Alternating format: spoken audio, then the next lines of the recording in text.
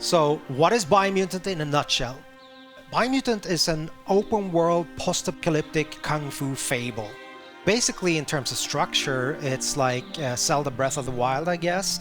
But the feedback that we've been getting over the years, it's that it kind of a strange, weird, good mix between Ratchet and Clank, Devil May Cry, Batman Arkham, yeah, and a couple of other influences. So it's truly an open world game, 8x8 kilometers, filled with a lot of weird events and fun things to find. I think the primary thing that we worked a lot with is the control that the player have over the character customization. We have the possibility for the player, to set the attributes, and in Biomutant, that's tightly connected or integrated with the way that the character looks.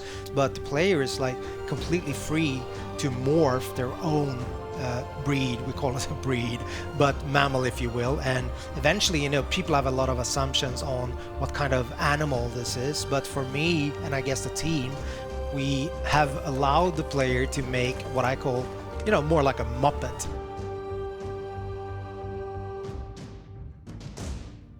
And with character customization, it goes all the way down to crafting bits onto your clothes or hats or pants or whatnot. I guess the most important thing is the arsenal of the weapons. I mean, it's an action role-playing game, right? So we're focusing on the action parts of, the role-playing aspect. Each part that you can find for weapons and gear also comes with like a material, a quality aspect, so they can be more damaged or of a higher quality material. Just mentioning that you don't have to repair, but you can actually upgrade things that are broken, but they will never diminish in terms of their material qualities, like in Zelda, for example. We don't do that. In the game, you have 6 different tribes, so they're all composed of, a leader, a Sifu, if you will, that have mastered a specific Wang Fu combat style and trained his disciples in that. So these tribes are now in conflict. Basically, there are 3 tribes that have what we call a light aura. So basically a good karma, if you will, if you want to paint it black and white. And there are 3 tribes that have like a dark aura. Eventually, at the start of the game, you will find that you have to choose an ally, so one of these 6 tribes. As you move along or go further into the game, you're free at any time to change your allegiance.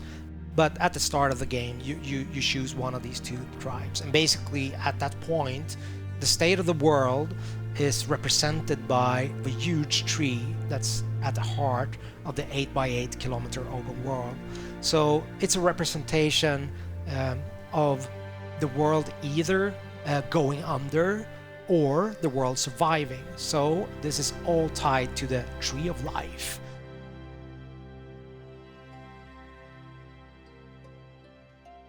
A light or a tribe, they want to save the world, so make sure that the tree survives, and also then uniting the other tribes, whilst allying with dark or a tribe would mean the opposite.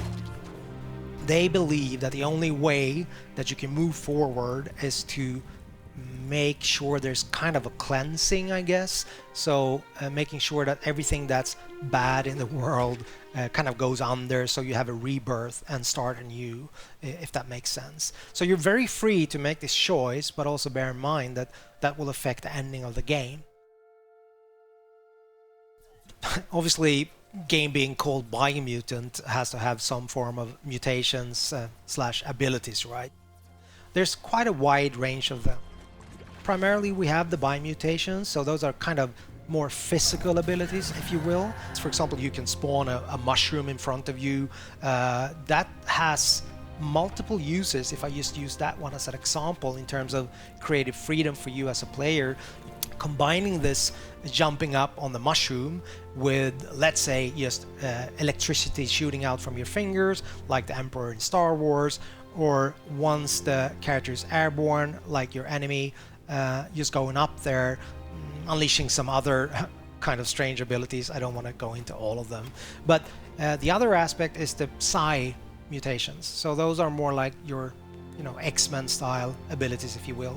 Like, for example, levitate, which again can give you both exploration opportunities, but also then you can use it in combat in conjunction with other abilities, and obviously ranged combat. So that will give you an advantage, I guess. You're wanting to keep on exploring the world because you're wondering what's going to be, you know, around the next corner.